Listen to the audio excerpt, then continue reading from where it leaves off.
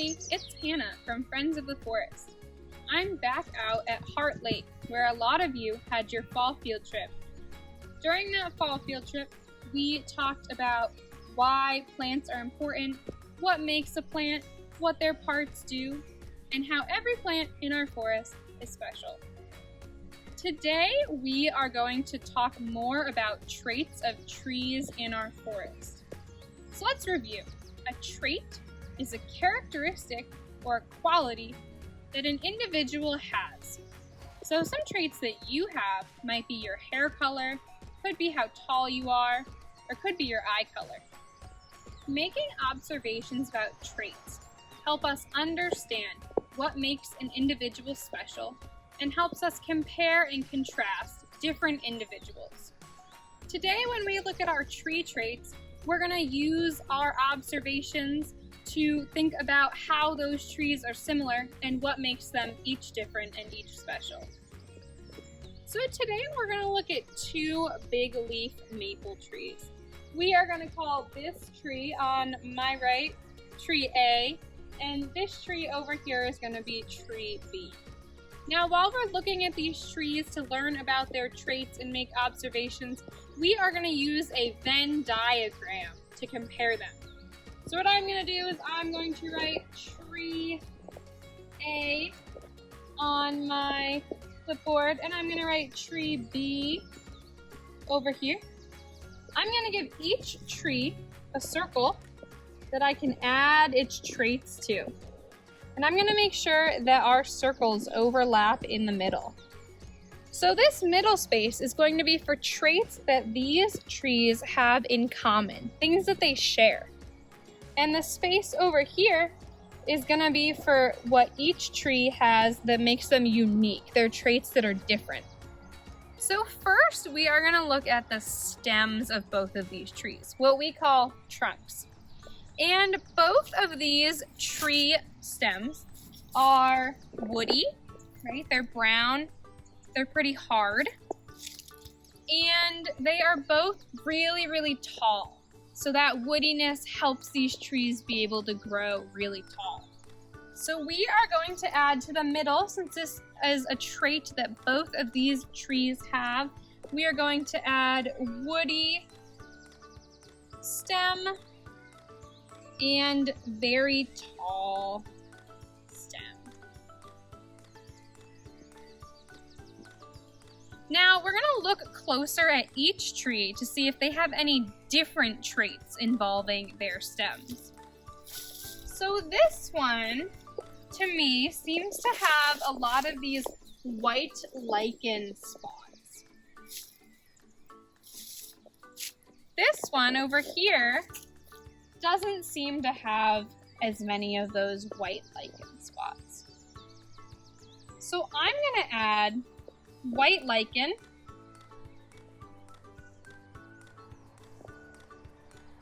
to tree A, since it's a trait that tree A has. What's something about this tree that its stem has that tree A doesn't have? It looks to me like there's a lot of moss on tree B's stem. So I'm going to add moss on stem to tree B. Let's look at another part of these trees to look at their different traits. How about the leaves? This leaf looks like it came from tree A.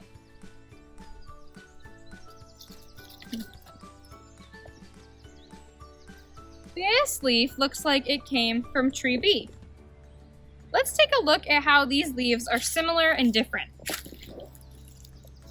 Let's look at some of the things that are similar about these leaves. Right away, I'm noticing that each of these leaves has 5 big lobes. And each of the lobes have really deep grooves in between them. This type of leaf we call a palmate leaf because it kind of looks like your hand. Imagine each of these lobes as one finger and the grooves in between like the grooves in between your fingers. So I'm going to add leaf shape as a shared trait. I'm also noticing that both of these leaves have really long petioles where they connect to the stem. I'm going to add long petioles to the middle too. Both of these leaves are also really big.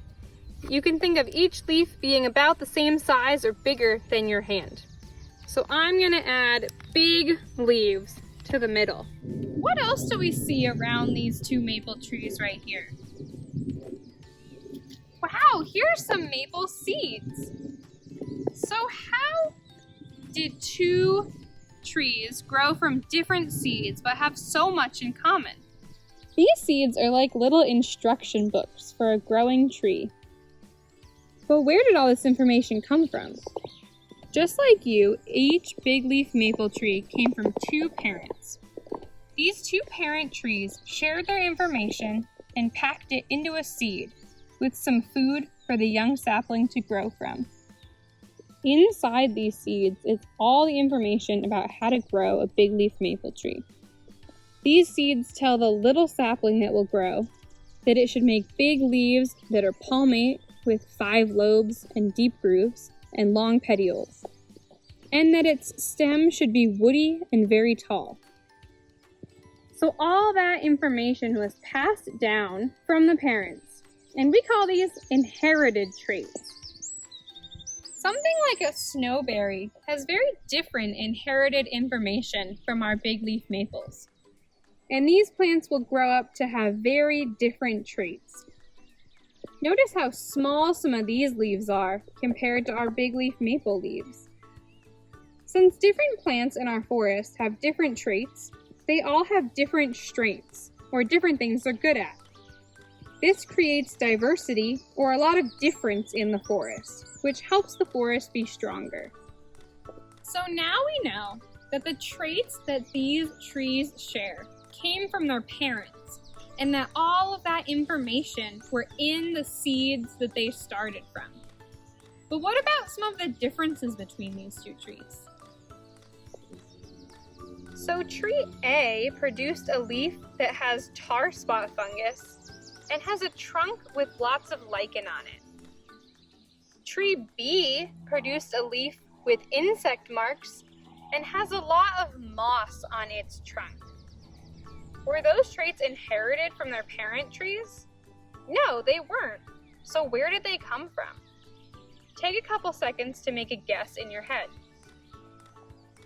These traits are called acquired traits. Acquired traits are characteristics that an organism gets during its lifetime because it has been affected by the environment. These are not part of the information in the seed and cannot be passed down. So here's one final puzzle. Why is the leaf from tree A bigger than the leaf from tree B? If you were a bird and could fly from the bottom of tree A to the top of tree A, you might notice that the leaves get smaller the higher you go in the tree. Why might this be? So remember from our field trip that one of the main jobs of the leaves is to absorb sun. The leaves at the top of the tree get direct sunlight, but the leaves at the bottom of the tree have a lot more shade. They only get patches of sunlight that comes through the top. So the leaves at the top are much smaller because they have full sunlight, and the leaves at the bottom spread out more, so they have more chance of getting sunlight as it moves through the tree. So the general size of the leaves is inherited from the parents. These leaves are never going to be as small as the leaves on a snowberry. But the specifics of the size, how big they are in relation to each other, is influenced by the environment. In this case, how much sunlight each of these leaves is getting. In the real world, traits are complex like this a lot.